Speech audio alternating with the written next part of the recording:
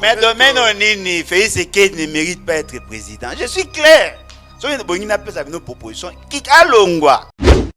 Moi, je défends tous les Congolais. La divergence politique est la divergence politique.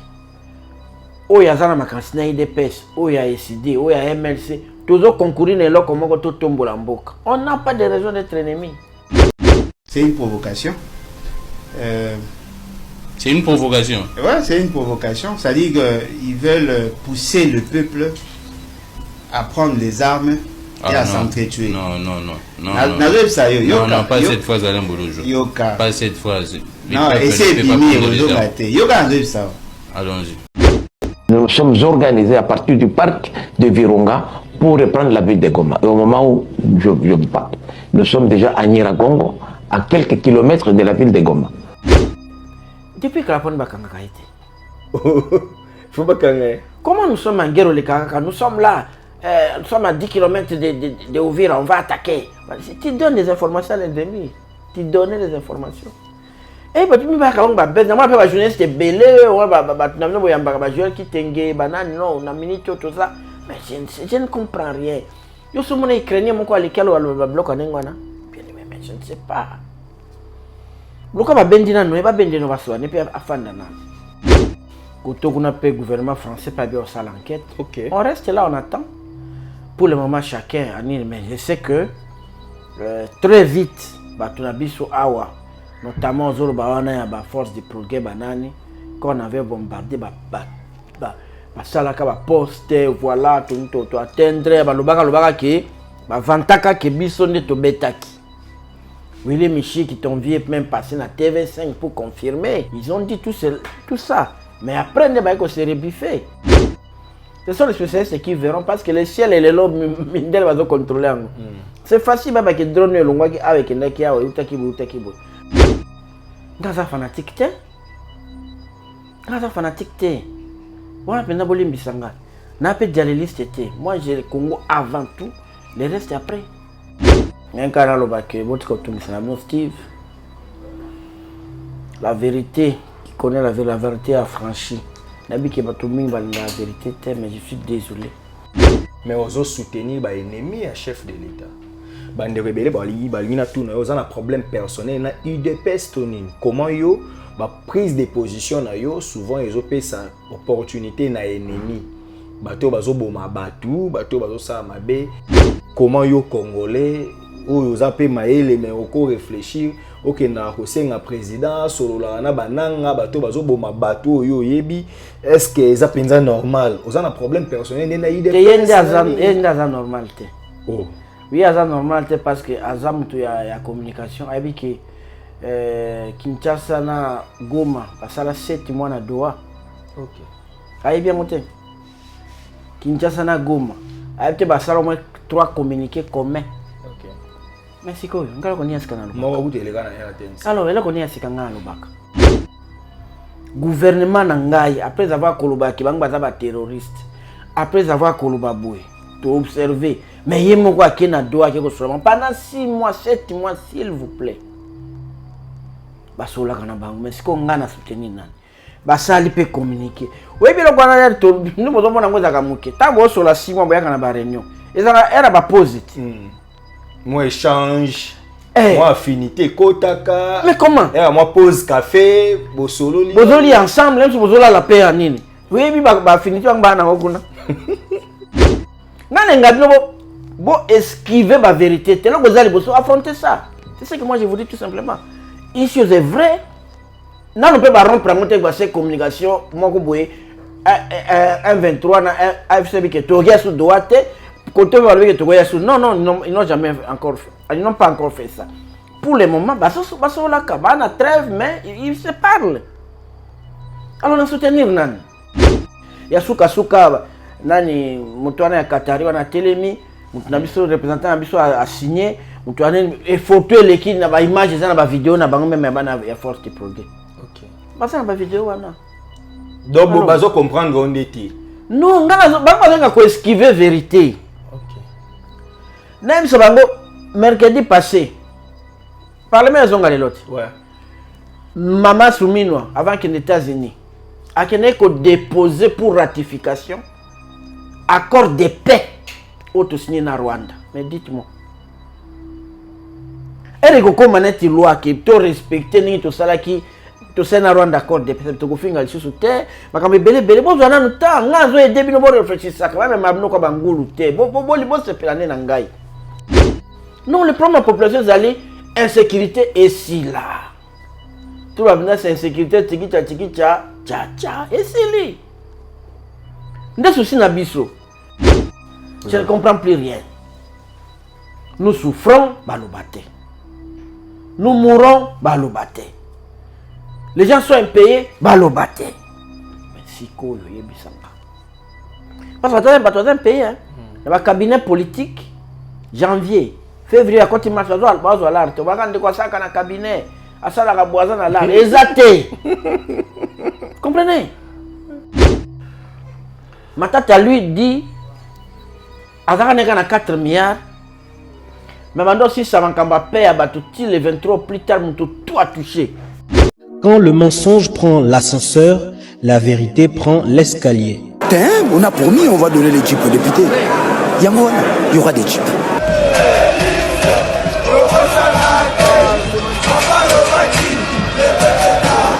Notre ennemi c'est le Rwanda, FRDC, Boumae, Munguna Nabiso Kagame, Congolais, Kangae, peuple Telema, Banguna Bakoti, la Mukati Kamampi, Matali Politiki, Songisaki Bomoto, dans les Korondenge Kwei, na Maboko, Banguna Tozala Bomoko, Mutumoko Tiako Punde la Congo, Soki Biso Mokote, Tona Nyongwa Mutute Noko, Ezapona Peuple, Punda Mwana Mai, Ezapona Yonaye, Ezapona Ngai, Ezapona Congo, Ezapona Goma, Ezapona Ruchuru, Kiwanja Bunagana. Puissance, Yaliloba, Eleki Elisasi, Mbote, Nabino Nyon Sobozui. Libakumalamu Yakolanda Archidic Info, bien sûr, Bolanda Rabiso, partout dans le monde. C'est un réel plaisir de vous savoir nombreux, en tout cas, comme rendez-vous Nabiso. Chaque week-end est raté au moins qui est invité Nabiso à un déplacement. Mais sinon, quand il est sur place, surtout dans l'opportunité, en tout cas, c'est chaque week-end de recevoir Maître Joey Ngoto, qui, si c'est pour la première fois, Roland Bisso, il est cadre du mouvement de libération du Congo, MLC, parti cher à Jean-Pierre Bemba Gombo, le vice-premier ministre et ministre des Transports et des Communications. Maître Ngoto est vice-président interfédéral du MLC, il est le porte-parole du MLC Kinshasa, il est le président du Parlement de la jeunesse du MLC. On ne cesse de le dire que Maître Ngoto, sur ces plateaux, nous le recevons comme un analyste indépendant, comme notre expert maison en matière socio-politico-judiciaire. Donc, souffrez de ces analyses. Si cela vous déplaît, comprenez que lui, quand il réagit, quand il répond à nos questions, il nous répond étant congolais, simplement sans casquette. Celui qui peut faire un profil, parce qu'il a politique. Mais souvent, intervention, c'est plus, il y a Congolais libre, on a réfléchir. Il évolue en électron libre, à relouquer la présidente, il y a pas de problème. Tous nos amis, en tout cas, nous sommes avec notre invité. Maître Ngoto Mbotenayo. Mbote mingi de Steve, Mbote na balandi banso.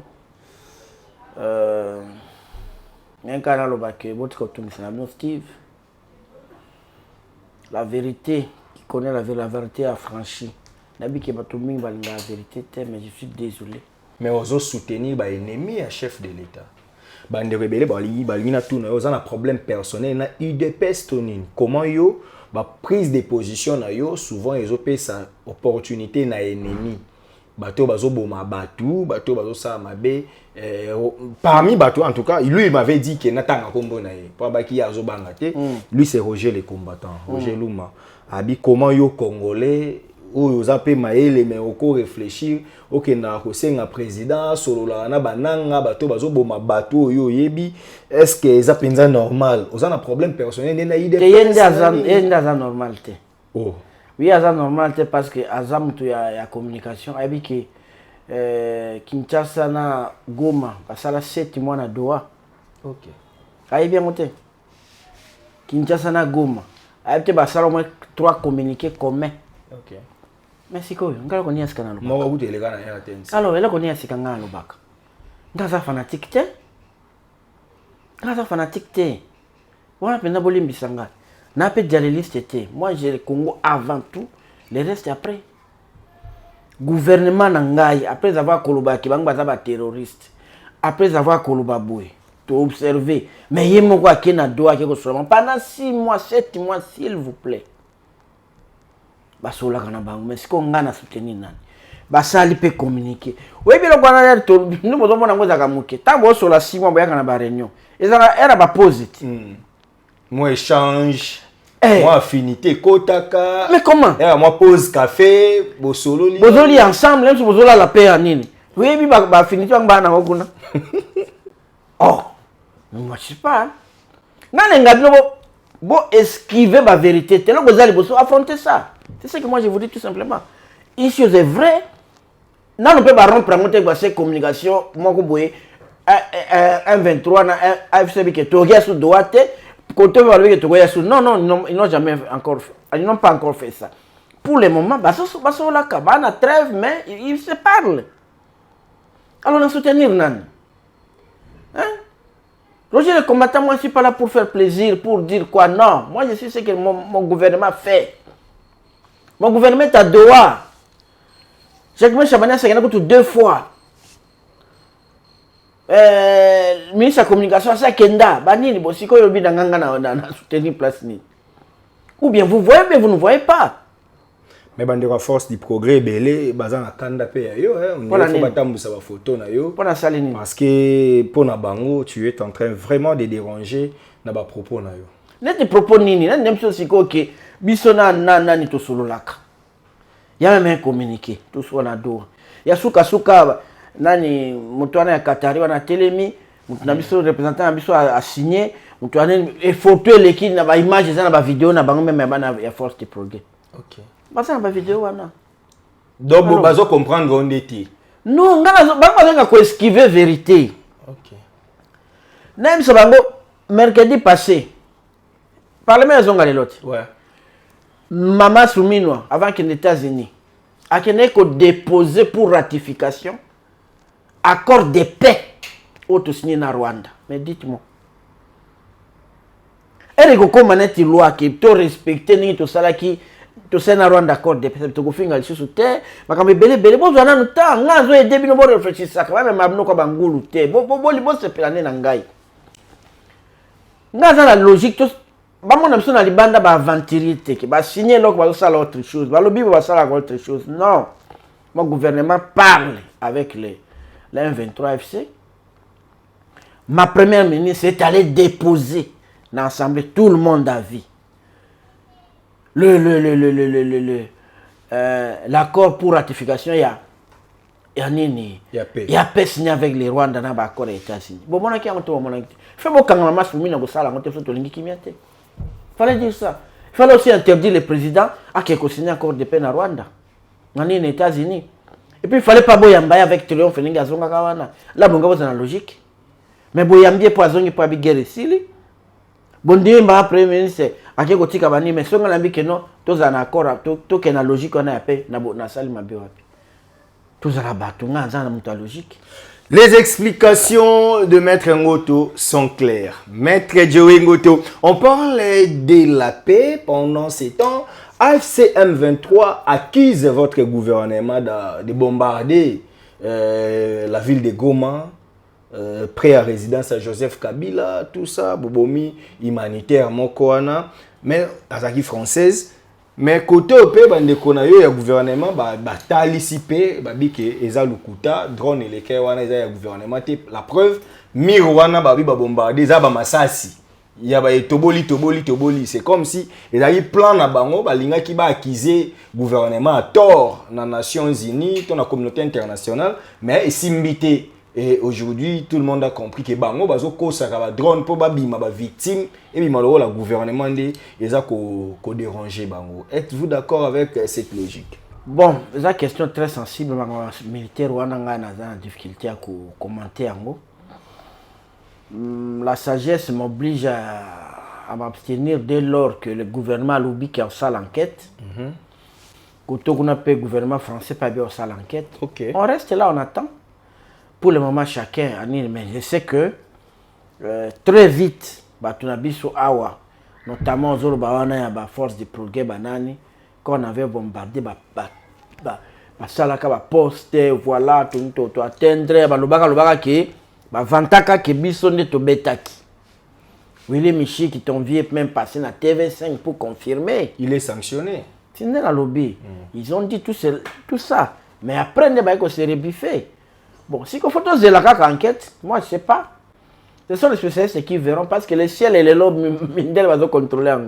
C'est facile avec les drones avec les Nakia ou Utakibo. Toi, c'est la conclusion.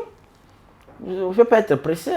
Pour la Quand on enregistre, on a Willy Michi qui va s'organiser, na Virunga, tout ça. Mais ni na wazalendo à PCA va radier. Babi il évolue en électron libre, il fait des déclarations sans consulter les autres. Bazo il battait la déclaration des autres, puis c'est trop incendiaire. Mais oui, c'est un coopérant. Ton vieux, il y a un bolingana kamingi. Comment battre? C'est un coopérant, mais depuis que la bonne bakanga a été. Faut pas gagner. Comment nous sommes en guerre au Lekaka? Nous sommes là, nous sommes à 10 km de Ouvira, on va attaquer. Tu donnes des informations à l'ennemi. Tu donnes les informations. Et puis, tu me dis que la journée c'est belé, non, on a mis tout ça. Mais je ne comprends rien. Je suis mon Ukrainien, mon quoi, lesquels le bloc en Engwana. Mais je ne sais pas. Le bloc va bendina, non, va bendina, va soigner, puis à Fandana. Ça, c'est pas possible. Mais il va communiquer incessamment. Il faut appeler sa position pour lui, il a planification basali pour déstabiliser pour y avoir mettre l'ennemi mal à l'aise. Et c'est une situation facile. Ici, mais papa, yo za muto kunati. Yo za PCA awa. Yo za ne sont sur le terrain, va là-bas. Bon bah branche politique. Yebisa yakende kuna. Asimba munduki. Oui. Azonga ndaza kama azonga kuna. Dis-lui.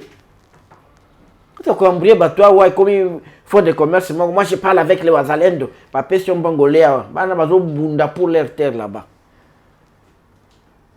Les vrais patriotes, ils se battent comme Ninyozolia Kambongo Simanabango. Vous avez bien fait de les désavouer. Maître Ngoki Kenani Willy Bakonga Zalaka Mai l'Équateur. Il y a pas côté la politique. On connaît Vosgé. Alors.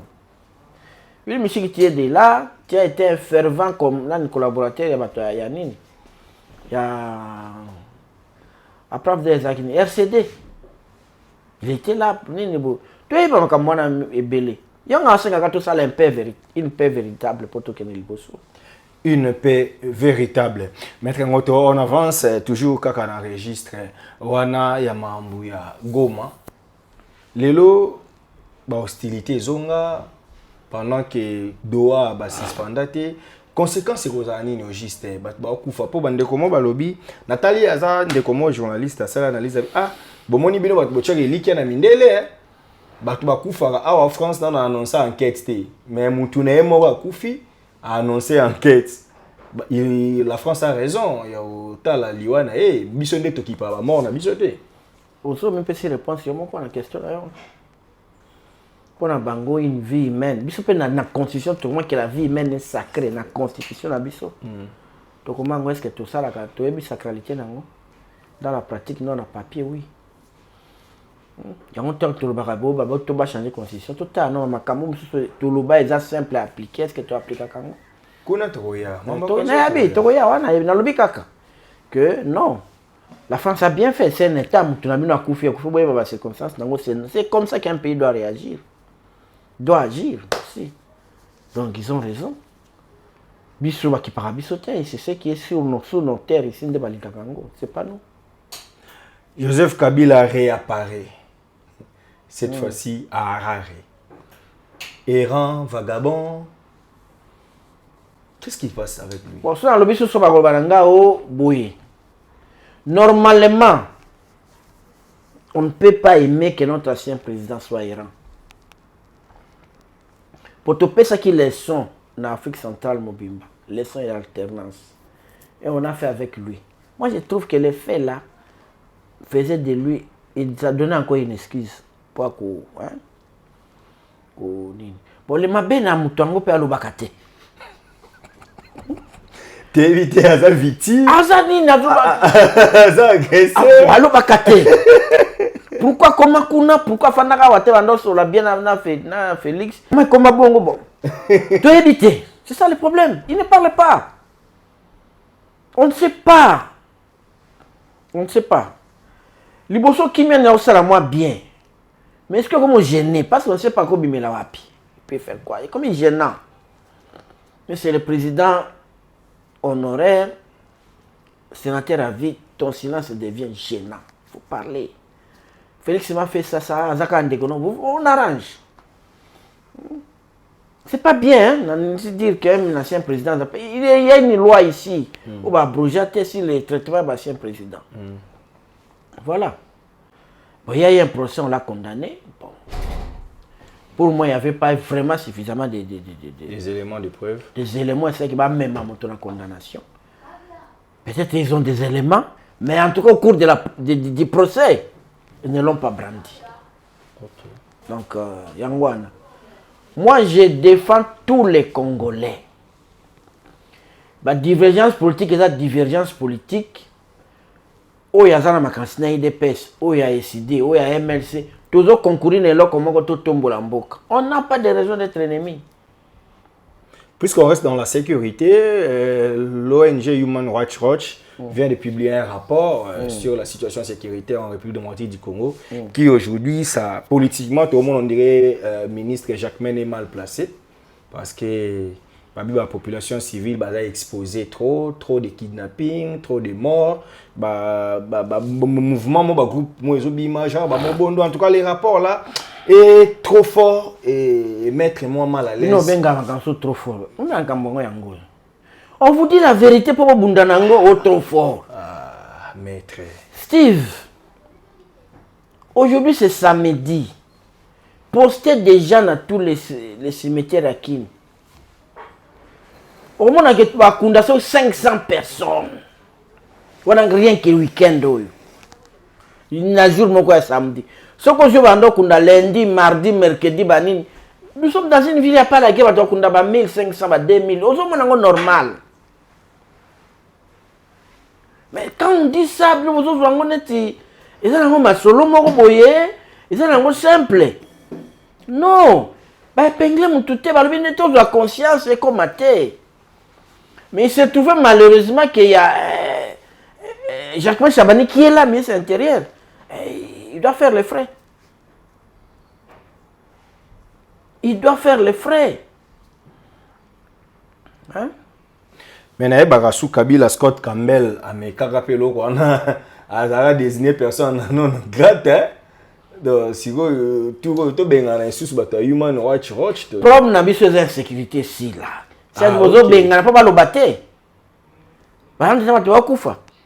Non, le problème de la population, c'est l'insécurité ici, là. Tout le monde, c'est l'insécurité, et c'est lui. Nous soucis Nabiso. Bon, tu as remarqué que le gouvernement Nabiso a l'obakate. Ok. Tu as dit que l'homme a katia bazo banque. Il va changer la banque. Comment les politiciens mais sous couvert. Non, non, côté la mort. Quand tu es indépendant, il y a des noms ça. On se suit dans la réseau. Oui, très bien. Il est vraiment Azolo vraiment. Et puis au moins le ngina et puis Azolo quoi sango. OK. Il est pénal. Azolo quoi sango. Pour mettre Georges Kapiamba, mon agé li souté bande rebelle cordon Christopher Ngoyi. Aroma PCA na RVM. Ba Chombela. Chombela voisin nga. Azaka sou nenga za quitté. Donc il y a la voisine nga. Bon, c'est pour cela. Quand tu ndende na mona. Bango wana nyonso ngo lobi wana. Il y a quelqu'un human rights nana. À lobby quand même. Mutalo lia ko babo bengana tout ça mais dans temps les gens meurent. Ouais ouais. Bazo boma tout na moika pour machette. Comme la Kinshasa bina na 13h tout ça va barricade so kanina ko na ko ba serre ratissage pour ba bimpe ba kei. Je me souviens aussi on a mo ba ibae ka na veni. azoke musala kiti na kota zandwana po matabu le roi jour ngo malheureusement atambola ki na mutuka te donc bazoye ba bijoux bazoye bilo oneka bon voilà alors ça peut-être qui va pointer nani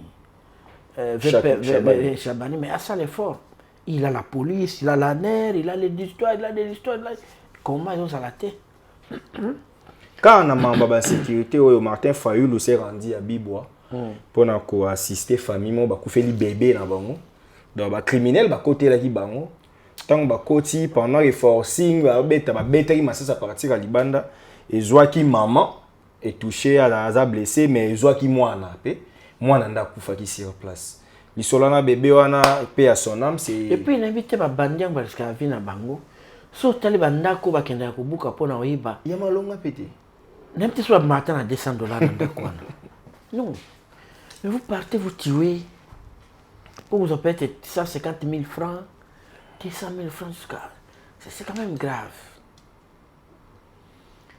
c'est quand même grave yango cardinal alobaki olia ko bepsa mbongo na makambo belé tout yango atano pour la jeunesse et comme il peut problème après ça peut toli wana te bon c'est qu'à parenthèse je ne comprends plus rien nous souffrons balobate nous mourons balobate les gens sont impayés balobate mais si ko yo yebisanga parce que tu as un pays hein le cabinet politique janvier février quand il marche à l'art tu vas quand quoi ça dans cabinet à ça la boisson à l'art exacté comprenez dans l'entretemps bah doit c'est un régime nabiso matata lui dit azaka neka na 4 milliards mais maintenant si ça va kamba paye à tout les 23 plus tard tout a touché babi bato ya mois auto na mois mars bon paye février dans les 20 mars mais moi j'ai dit na ba cabinet même janvier non c'est pas vite ah pour na landa bato il faut appeler ça en janvier appeler ça en février va jouer peine en mars vous voyez un peu on dirait que il y a un problème hein bon peut-être à partir de TD qu'on est aujourd'hui bon ceux qui m'ont lobby pourquoi zo va attaquer nani Doudou Fambali Koundé non on attaquer c'est ça le fait l'homme du fonctionnement toi quand ça va milliard mais toujours des fois bon pas aventure pas particulier c'est comme ça nous sommes sur Mboka et c'est que ça les matchs on va critiquer mais c'est comme le bon critique te vie ko s'améliorer ngene bande ko nanga bozo critiquer bozo batogolo botika kabiloko wana boke botolobeli mutu bovie tolobela yo apesi no 300 500 000 boke bobaye boni lobi to cible mutu mususu boko kende on a déjà fait 7 ans bosuka bo pampa tiki tu peux pouvoir pour fati ata basalini ata so par miracle à changer la constitution à revenir à un moment pouvoir écouter la caca écouter la caca ce que vous le bani Maître Ngoto, les détournements de 150 millions. Wapi. Caisse nationale de sécurité sociale. CNS. CNSS. On accuse DG Moudiaï. Tu vas détourner dans tous à la prison. Ils allaient la présomption. Oui, jusqu'ici. Voilà. Parce qu'il n'y a pas une condamnation. Il y a la suspicion. Ouais. Hein, même la preuve. Je pense que quand on a la preuve en haut, qu'on l'avait. Mais babi souvent boy so yo ki boy mingi na expérience toi na ngwe suka ba déjà ba longwa mingi. Oui. Mingi. Ça c'est vrai. Parce que peut ba ko copier ça prendre la preuve en haut peut-être qu'après qu'il na évité. C'est ça difficulté en haut. Bon. Pourquoi c'est quoi la leçon voilà? Pourquoi détournement? Steve, homme congolais, il faut qu'on formente. Maître. C'est là où nos églises ont échoué, mais pas l'église catholique, parce que l'église catholique, qui est un protestant, armé de salina, musulman, les gens ne se comportaient pas comme ça. Ok. Donc, et ça va faire. au cours de papa Kaloba Koufino, tu vas 75 ans, même banane. Tu vas Kalongo, tu vas tout le monde comportement, c'est que nous commis l'homme congolais. Le bossé sont au cours de la somme, Corbia résout les cas. Tout le monde est resté silencieux.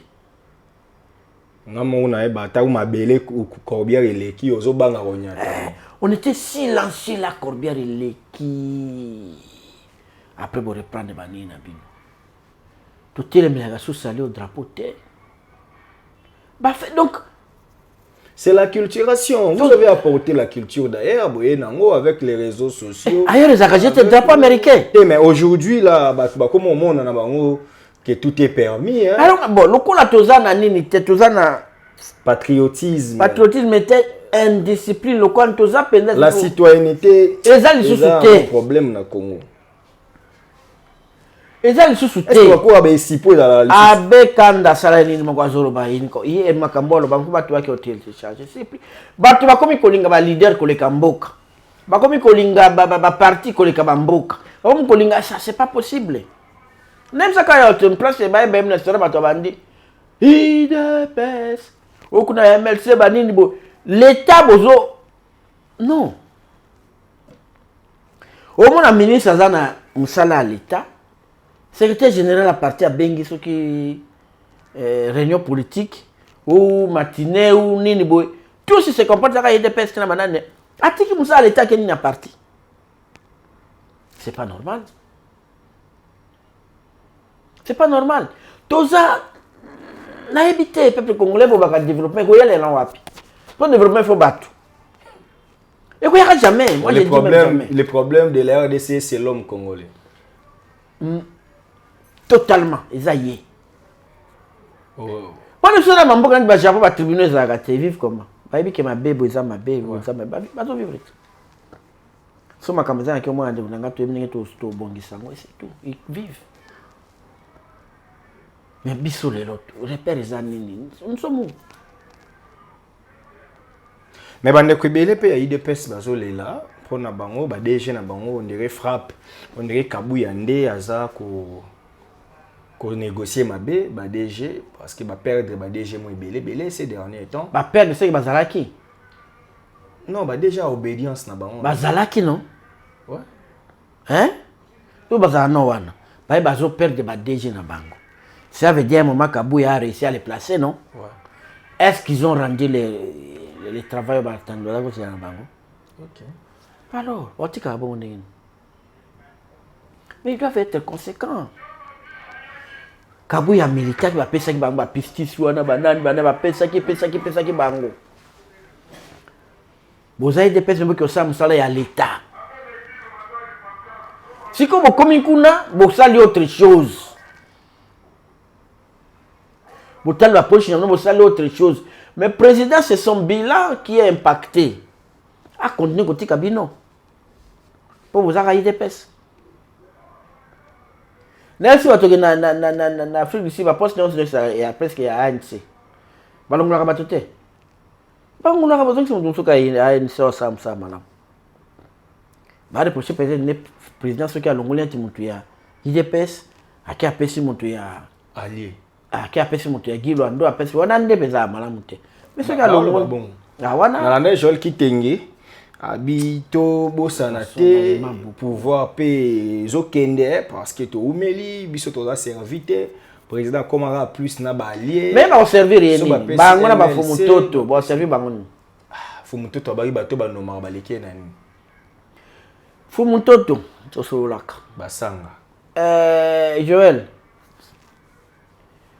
on te sert déjà parce que musala osala kana ko leka kokosa na TV ko lobalo babu ba mona ko sala kango bien. Parce que moi, comme ce soit DG pour un salam. Donc il est bon pour ça. Mais je te dis, je lui parle profondément à ce j'étais. Et puis, il peut déjà quelque part. Ok. Dans le bateau, il est déjà bien là-bas. Il fait déjà bien son travail là où il est. Donc il a son emploi. Ayangoana.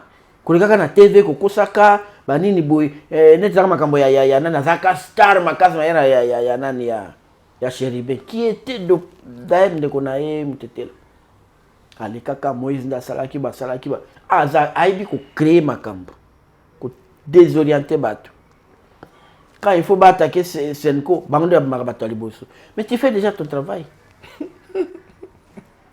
azo ba bénéfice yebisa yezo pato tindela ya azo conscience. Maître Joël Kitenge n'est-ce pas bien aux conseils bazui yo déjà ki osalaka déjà musala ngo yango na pole kaka batindela kayo téléphone sur place ba ya mbio ba pesi ko futi na futi fonctionnement pe na ba cabinet ozwaka na bongo okota obimi bazo utiliser yo déjà qui est déjà au service de l'état de manière informelle ndenge na yo ce qui vraiment on les quand ça parlando comme ba DG mawa et même reproche même conseil na Fumuntoto. OK on a déjà bongo tambla na jeep on sait aux bongo abi quand on intervient quand tu as bien parlé tout ça OK je vais aussi il y a aussi une émission à télé c'est quand tu avais le 30 apesi on voit bongo on t'utilise déjà. OK ça vous comprenez ça c'est très bien ils ont compris. Dossier il y a ba détournement dossier ya ba mamba ba DG na landa ki pistis bongongo na Top Congo à lobby ba vendre ko produit au moins 2 kg ya or na mois. Donc nous ça là on se na sokimo c'est pas ce que les gens croient et a coûté qui faible la production à Matisse on coûte na 2 kg là Toyoka été mais ba bien on doit $17,000 par mois Toyoka été. Moi, je ne sais pas. Ah bon, il s'agit social. Steve. Oui, moi, fouti. Tu as un bon gars, pas 2 kilos. Septembre 2022. 2 kilos, non, c'est à foutu 8 mois. À foutu 3 mois. Là, de côté 2023, il y a 8 mois là-bas. Il y a ça là, il y a ça là. Mais ça, il y a solo belé, on a bazar, comme dire ba super. Politicien, yo story au niveau PC conseil étant muto yebi communication. Non, parce que quand tu m'as dit tomber, tu as coûté mon côté. Au côté le côté, mais faut que 8 mois de coup ndegen. Entre nous. Déjà we ndegen. Tu n'as rien trouvé, mais vous foutez à 8 mois de coup. 8 mois na ya zoka 17 000 et puis va vivre 2 mois na 17 000. Oh. Et ça vous tester. Yo foutu 8 mois de coup. Yo zoka 17 000. OK. Combien de temps on peut voir 8? OK. Blague. Ah mais oui. C'est ça le problème. Hein? Au moins, après 1 mois, je vais revenir, conférence de presse, venez. Voici ce que j'ai trouvé. Pam, pam, pam, pam, pam. Voici le travail que le gouvernement m'amène à Pessingaï. Voici les coûts et les coûts au gouvernement. Voici ce que nous on produit. Donc, premier point de gouvernement, ceux qui n'ont pas ça, ça peut être à 20%, 30%. Oui, oui. Mais vous avez déjà tableau comment ça. Et vous avez comment tu m'as fait un compétent, on est compétent. Mais quand vous communiquez, on dit que vous changer ma cambo. Non, moi, nous changer ma cambo. Il faut s'établir pendant expliquer la population. Il faut faire ça et des douanes à caille. Ça va bien. Il faut qu'on le bat. Ce qui moi, ça n'est pas quitté. Voici ce que la production de la boue. Il y a des sacs qui m'ont bien dans la babala. Comment on est qu'il y a un bureau à Fandi? Ma place dans sa production, ils ont M23 bazoua banana. Oui, un peu. Donc, il faut expliquer aux gens les difficultés. Autant que vous voilà par rapport à au PC penani, non, c'est comme ça, na poto zaka bongo redevabilité. Toujours qu'il y a bino mal. Bonjour, maninge zokende. Et ça a été au fan non. Batabanga kakura koya koran de compte point. Et de donaka papa. Et de donaka. Mais ce que l'obité, bon, on a bon, on a la capacité à ça à nyonso. Ndako za makame belé pardon. On a ça peut-être donc on va quitter salon. Ou bien ça va quitter yani na songa no bambeto. Bakini tutano bakita pembe to fan de laka lobi to sala boy to sa usoni ne koti boy mbongo na ngasa na sumba deve mnena na le pes no merde na rapidité no loko moko. Il faut expliquer aux gens. Mais quand vous n'expliquez pas, il y a pas de problème. Donc on doit changer la constitution. Et constitution est ligne. Il faut qu'on te la constitution, il faut changer en gros. Et on va la changer parce que la Bible était. Quand la Bible va changer. Bon, il faut que. Je crois qu'ils ont mesuré les conséquences. Parce que nous sommes contre. Opinion, nous sommes contre changement. Révision, oui, on peut le faire. Mais changement, non. Mais il y a des articles verrouillés. On va réviser comment. Il faut seulement la changer.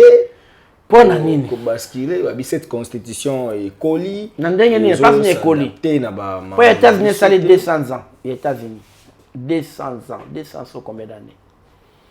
Et il y a ce qu'on nandenge. La constitution des belligérants. La constitution belligérante c'est là ka. Constitution il y a une transition, il y a transition. Les gens va belligérant. Il y a aussi là. Où ezaki amboka to votaki nani. Ça c'est faux. Référendum. Il y a ba belligérant to votaka et c'est là ka. On va faire 4 vice-présidents, on va faire la commission, on a la constitution belligérante. D'ailleurs, 18 février 2006, c'est la belligérante. La constitution, il y a peuple. Oh. Qui ont la signature, il y a mémo kuna na nini, il y a travaux na Sun City. Ba vite signé ba signa, ba aya saka guerre. La belligérant. Petit. Alors signa kate. Opposition non armée. Azala kate. Bango tout à la djongo tout à travaux ils ont participé à travaux n'est-ce pas il y a pas belgien c'est Silaka et Silaka le 18 février 2006 d'ailleurs tu voter ni des yango Silaki alors ni en conscience il y a pas belgien faut pas qu'on s'abatte mais bande ko IDPS ba biya chichi na testament bon testament c'est-à-dire na ba discours na ye abanda ko loba constitution oyo ba ko changer yango lokola ya kufa moi na zo pouvoir il faut respecter au papa loba ki faut ba changer constitution pardon yo so ba malwango mususu ba la bi ba ko attaquer bon d'abord mes frères et partenaires de l'IDPS nous sommes des frères nous sommes des amis. La constitution que vous voulez changer, c'est bien. Mais commencez d'abord par le statut de l'IDPS. Mais les congrès... Là, on avait vu Sabango. Le congrès, c'était depuis le 10 décembre. Là, nous sommes au mois de mars. Le congrès, c'est à quand? Babika, bientôt. Bon, il y a congrès, il y a bientôt pour l'année, il y a l'état de faux maintenant. Pour les thèses à ce qui est facile pour vous de faire, c'est d'abord changer le statut de l'IDPS. Changer. Mais là-bas, vous ne dites pas que vous changez le statut de l'IDPS. Vous le beaucoup révisitation des textes. Ah, dans l'IDPS, vous allez révisiter les textes. Dans l'État, pour lui, l'État a changé. L'État qui appartient à tout le monde, vous dites, va changer. Moi, là qu'on a bino, vous l'obéissez, vous révisiter des articles quand même, papa. Comment est-ce qu'on fait ça qu'on a ballon matin? Ça m'a comme un boca. Bon, là, il y a l'autre qui n'est pas aspect. À côté aspect, à mi beko, non, mon article n'est pas au 5 à terre, il faut tout changer pour Congo. C'est la la constitution, on comment vraiment limbisa na EBOT. Mais à l'obé avocat. La constitution, article il faut qu'on paie ça pour Zunabiso na tout nos questions il y a 2 ans passés tant que mambo et bandaki. Il faut qu'on paie ça pour Zunabiso na bateau bazangi, biminéré, ezamabe, toza souveraineté. Et voilà ndenge ko banda loba. Et lobby ba tebe ngaba ba minoritaire. Il faut qu'on encourage abimisi ba théorie na yami. Donc pour la constitution doit être changée. Mais d'abord na Congo tout le monde est minoritaire non? Ouais. Et vous avez 450 tribus. Et vous avez par rapport aux autres Zanan. Minoritaires. Yo Ngwandi, par rapport à 449 Zanan. Alors, ça c'est. Bon, on a un aspect coût financier. Les autres, ils ont payé. L'État doit faire 50 millions, 70 millions pour à Foutabat. Mais le lobby doit changer la constitution. Il faut que nous ayons un référendum. Voici ce qui va se passer. La constitution en Sika. Il faut au moins 6 mois pour nous vulgariser. Cela veut dire il faut qu'on imprime en 4 langues nyonso. Na ba 5. Pour imprimer en français, imprimer en Chiluba, na 4 za 5. Il faut que dans la province nyonso. Avion. Il faut imprimer au moins moto et katisa. Na ça doit 100 millions, imprimer à 20 millions d'exemplaires. À supposer exemplaire mon dans $7. Rien que pour les livres, pour la conscience, ça est combien? 20 millions fois 7, ça a combien? Rien que pour un livre. Au banda kotinda baton ba kene ko vulgariser. Rien que la vulgarisation peut vous prendre 500 millions, s'il vous plaît, Steve. Trobi, to kene na ba vote. Il faut enrôler. Il faut des bureaux de vote. Pour organiser le référendum, les gens viennent me contredire. Il faut au moins 2 milliards. Bon, on est au tapis. À supposer te mobiliser en auto changer. Il faudra aller aux élections maintenant générales pour l'institution ce qu'il Fanda dans une année.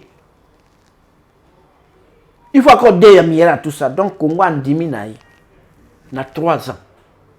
À 5 milliards pour qu'à boire pour un papier. Question en Goana. 5 milliards de copies, ça va gêner combien de ça là? Et quand on a une infrastructure, combien? Et qu'on crée un investissement, combien? Dans ce cas, on a un débat d'aspect coût financier. Yannin. Est-ce que toujours raisonner? Toujours raisonner, on va changer. On va changer. On va changer. Oui, les coûts, toi qui en as coût. On a présenté une université. On s'est surpris. Ce cas, tu dis, bon, tu peux attendre 25 mois payé. Pour moi, on va faire foutre. Et qui est non. Et puis bon, le pays n'est pas encore pacifié totalement. Tu fais les référendums, mais c'est pour la nouvelle constitution. Sans Beni, sans Bounia, sans Bamboka, mais il n'a fait là-bas. Il y a 15% de territoire réservé. Maintenant, tu fais quoi? Ils ne reconnaissent pas les ressemblants qui ça. Cela veut dire quoi? N'est-ce pas que tu funguli moi flan dans la balkanisation? Maman, qui ça, hein? Baby que nous avons mis au niveau de la scène, nous avons na bango bino, te, biso peut se déterminer. Tout ça la peut y abisso. Facilement ça peut passer. Et en ce moment, le président Tshisekedi aura servi l'État ou bien pas. Il y a un débat où il y a bouillé tout ça na batu. Là, qu'on va que moutou, on a flatteur terre, on a dialogiste. Je ne le ferai pas. Je ne le ferai pas. Maître, on a un groupe WhatsApp et un sacré. Dans un groupe nini? Dans un groupe belé. Nyo sacré nini? Oye ngozolo baboye. Toya oyoka message ne bimi osengi pardon. Na senga pardon. On a fini nani? Mais vieux ba tsezaki ka boye. Vieux que vieux sengi pardon. Attends, monsieur pour na âge né au baninte. Mais moi je sais pas, vieux tu sengi non pardon pour ça qui. Ba comprena qui message ne mabe ba déforma. Vraiment na un certain âge mutoko za la kobanga lokoso ambongo. Est-ce que c'est pas croyable? Est-ce que tu as vu à quand je dis que quelqu'un qui est responsable de ces actes, est-ce qu'on peut vraiment dire que ce vieux-là est celui qu'il est? On peut croire qu'il est. Non, mais ça c'est ridicule dans le niveau du matin. Ridicule dans le niveau du matin. Qu'est-ce qu'il avait dit de mal dans le Coran? Il avait dit qu'il y a nos débats sur la Union sacrée. Pour moi, il a plus donné des conseils. Il faudra dire que pardon. Pétition de G. Komari na 40 signatures. Dis-moi même ce qui bat qui va dans Sénégal. Eh. Viens le barra au sein de l'opposition. Non, les problèmes à vieux, ils ont peut-être à manier de traquer, n'a pas faire, n'a pas pour magouiller belé, n'a pas dossier belé. Quand on a un ministre, il y a un belé bon.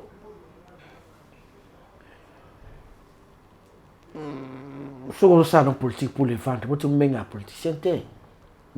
Tomber dans la vie, on a idéal et nini siko. Tu es un communicateur à côté de la moni trop malin qu'il est avec Maradona. Il dit qu'il y a un congrès à partir. Donc, on attend ce qui va sortir là-bas. Bangba, ça va te dire, partir pour se déclarer officiellement qu'ils sont pour les changements.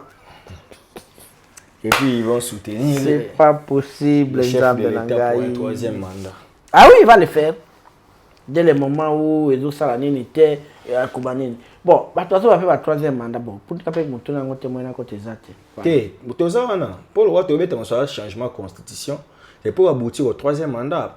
Un homme a dit, un frère a dit, Bota la pays où le président va oumeli, va stable.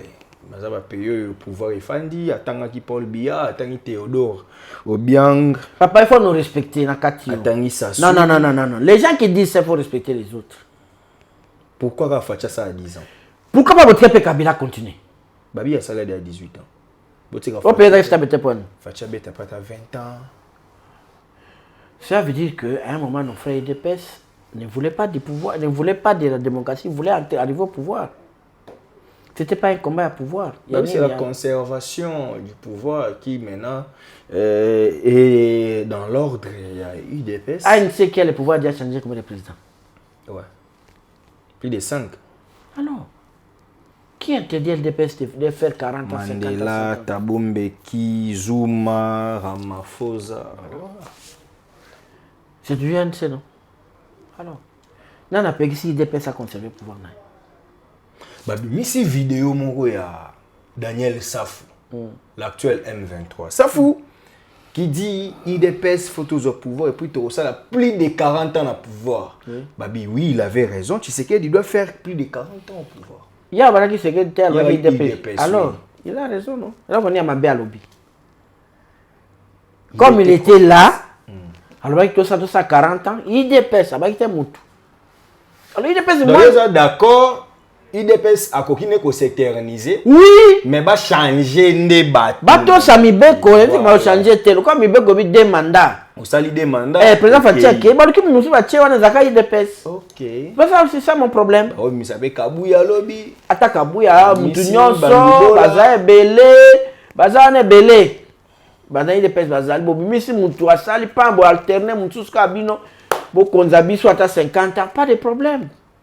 Mais tout le monde qui est troisième mandat comme ça comme mandat indéterminé à Kendakaka on est comme ça ma bé et puis 5 ans il faut 7 ans bon tu as ça 32 ans papa mon habité sur moi on a ni Ouattara qui est congolais dans la culture politique Macky Sall arrive au pouvoir le mandat était de 7 ans Tabi c'était Zembélé à Kita c'est en Afrique hein à Kita 5 ans en Afrique à Kita 7 ans à Kita 5 ans. Si là qui passe la en France, à 5-7 ans c'est beaucoup. À Kita 5 ans. Mais ce que nous avons besoin d'avoir qu'il y a 7 ans. Bisoto il y a 7 ans. Pourquoi? Non. Moi je dis, tant que nous sommes encore régis dans la Constitution, hein, il lui reste 2 mandats et 2 ans au chef de l'État. Tant que nous sommes encore là. Le président est le garant de la Constitution. Ça ne peut pas être lui le premier à la violer. Okay. Comprendre? Donc, et puis de toute façon, le président est le troisième mandataire, il y a ma vision, le président n'a pas de mandat, il a la mission. mission. Il y a ma mission, tout ça, il y a l'obine noté, il y a un gani à l'obine noté, porte-parole peut titrer dans l'obité. Il y a un classe politique, kaka. Ils ont quoi câble vous en bas qu'il y a ni savoir que je respecterai la constitution, je respecterai paix, tu as 5 alternances. Donc bateau va Didier Boudimbu koleka ke vous continue na 3 botika papa bino bosaka biso malamu te. Vous avez vos papiers na mino msusu amboka msusu wana. Oboyi ke soki yinde ko ke kuna babimisio. Bala confrère na yo hein. Na lobby, ils ont des papiers na bango msusu bazaka na ngwana bamboka wana msusu wana bayebaka. Boyi ko sa so mobulu wa au mati bo côté na ambassade na bino bokei botingi se pela moto wa. Laissez-nous en paix. Allez voir le président Félix, il dépêche photo tika pouvoir te c'est combien lengi. Le mito tika là, président préparer déjà dauphin. Moi je veux qu'il va le c'est bon. a préparé dauphin nae so dauphine so penani yemo ka ibinga ko sana ya organiser bango souhait na ezaka après la moi aussi ezaki souhait na ezala bongo tam soupe souminwa ezala maman na biso ya Lualaba tam soupe ye wa IDPS pour notre IDPS ah ya ça la FIDEC ya la FIDEC azaka PMLC toyebi après on m'a perdu. Comment on perdu? Oui, comment on perdu? Maman abiso Fifi Masuka. Monsieur Mbote. Saïni. Donc, la dauphine va bima père. Oui. Excellence Akasi à Bandoubola. Oui. IDPS. C'est ça justement, va bimisa. Va bimisa, IDPS qui a osé makasa continuer naie. On a sali 10 ans, tout soit koya, ça continuer c'est ça, mais IDPS a osé pouvoir, mais de cette manière-là seulement. Maître Ngoto, j'ai suivi dans panel mon live moko Rex Kazadi qui est membre de AFCM 23. Bon, qu'on a encore reproché de poser la question pour un journaliste était, on a un panel politique. Mais il avait peut-être beaucoup de choses à dire, mais de quoi on poser la question Mbalasima. So yo kinga Mbalasima, so nta loba. Eza mabeto malamba yo kakenan parce que je m'étais tellement gêné. Na la posa na yo kama mbazoloba mais o empêcher qui est penza loba. Ndeko Rex Kazadi Kolandaye, c'est comme si AFC na M23 hein, balami balé wana. Moi baboyo kanyo za la penza lisusuti. A lobby, okosunga biso hein, na analyse. Na apporter no ba propos na. AFC ezala M23 te. Bango baza AFC, baza M23 te. AFC za na minduki te. Ela na minduki te, basala mouvement na Kenya ya ki politico mende ko na tunité mais jour bo global bo mouvement politico militaire.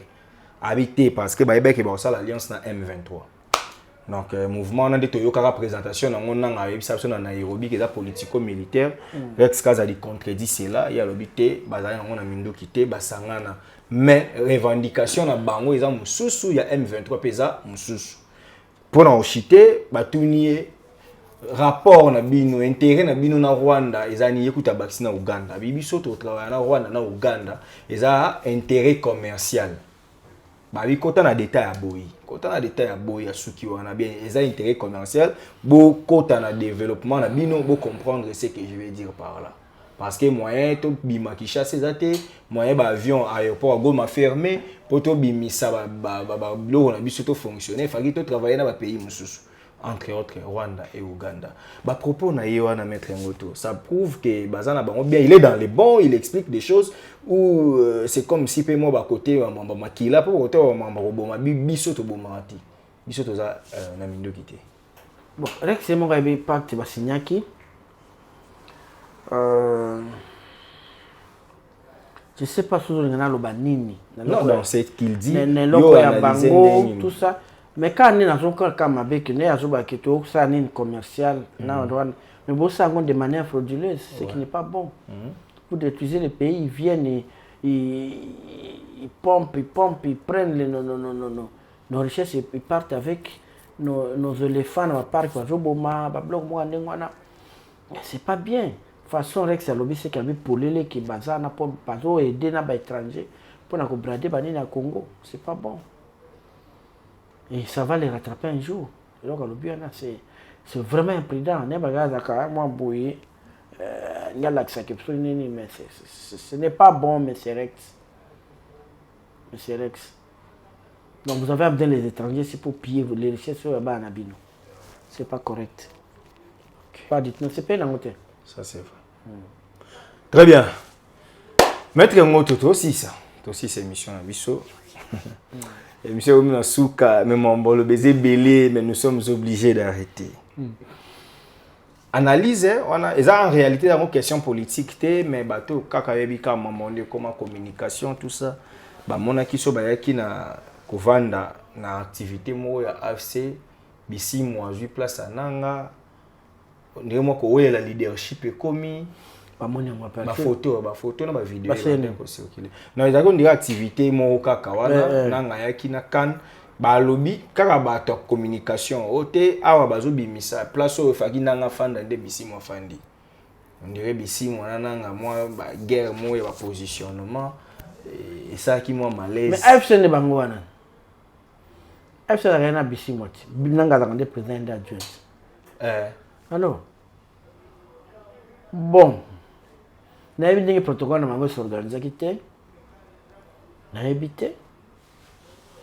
Bon, n'a confirmé qu'il va y avoir un problème. Oui, évité. N'a évité, mais aussi possible là où il y a des hommes, papa. Même le gouvernement, il y a certains ministres sur la terre. Ah. Oui, mais ça, on a conseil.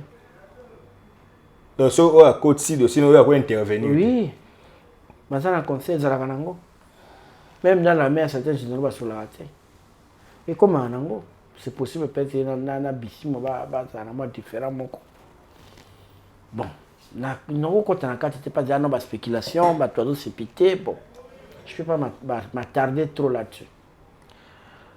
Jakindala, pour finir, Babi Messi, Babi Jakindala, tout ça analyse, il y a $50 000 il y a Rwandais pour attrayer le président Tshisekedi, il y a un président, il va créer des orations, il y a une bombe dans la Njili, il y a un TNC. C'est Jakindala qui est capable de faire ça. Jakindala Aza. Il y a porte-parole à M23. Oh, nous sommes au bon à niveau mais bizarrement, les journalistes sont kasi bande ko na lobby Stéphane, yende la start. Yende mutazoya na ba information et puis bazo relayer que bakanga Jakindala moi c'est Jakindala azaki na contrat de travail na Kingakati. Balobaki bana Jakindala bakokufa nzala te lokola yefa ke legoma moi sine fa salaka et pas Kabila pour bafutaka ye. Contrat ngoza ya quand? Bakutaki yango tant bakendaki kotala ndako Jaki bakeku na banquête ne bakutaki contrat de travail. Bakuti bilamba ba soldat. Combien de tenus? Moko ba téléphone bakuti ba contact à Jaki, il est en contact permanent na ba M23, il devrait remplacer Welingoma comme porte-parole. Yimo ngabo ma Félix après remplacer ma témoin. Moi ce qui me cœur c'est que c'est un journaliste qui vient donner ça. Ouais. Et je signale qu'il y a fait on est comme il a parqué. Non, noté. Ce qui peut dire qu'il a parqué, instruction devrait être secrète. Voilà. C'est quoi il y a zo pesa ba détail wana. Néo Stéphane les pouvoirs passent. Nga penda na tali on a mis sur moni ko sala wana. Sache que la vie est en homme coussé. Parce que tu te prends les ligues sur la télé, costume. Batu bakende ke batu président ya nan bakena na Kenya kati chaque week-end ko kende ba bloko Félix ya sa parc yo Kabila sa asali kuna. Chef dit batu basala kuna kati nyonso ba condamné. En tout cas votre José Stéphane comme nan. Ah comme moi so baya comment on va Swahili ndiko na biso. Tena zoro bo journaliste zo revenir makamba. Ah Stéphane wana comme on est là ba comme moka moi compliqué. En tout cas mon frère apprends à te contenir. Ozo reverser pendant que tu es de l'autre côté. Soko yo ki makamango ya ni Jakindala soki po se kakula ki ozaki passe po ya Jakia mona ote. Là ça ko interroger eroye fanda ka nyelo baka ke Jakindala on nous reprocherait beaucoup de choses. Et si les wana, motomta, si pité la n'engé naï. Bah, détail aux autres, ça n'est pas dangereux. Normalement, on va décoller, il faut pas qu'il m'ait mission. Pas qu'il m'en a. C'est très dangereux. Pour ces 5 minutes, on peut détail, on a mis sur n'engé. Pour ça, dans le moment où on est allé, on a qui donc, avec assurance, nous nous Jakindala na Congo, va t'aller nous, soit tu vas jouer, Jakindala ma président. Angate mabna sita ya temna rote. Ya chebombe na maya njili et Betty dans cortège roleka balinga bacha déjà pe na RTNC ba créer histoire à dormir debout.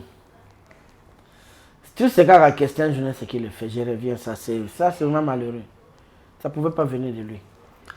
Les services intelligents du pays réfléchissaient même quand il faut donner parce que moi je pense qu'il y a une façon ya roboma Jaki na opinion pour obtenir soutien batuté pour le voir que batebele baza contre M23 tout ça so lobby bongo tout le monde bon non wana za mabe mais et puis va perquisitionner Le cas où il fallait filmer un tabatinda. Mais oui.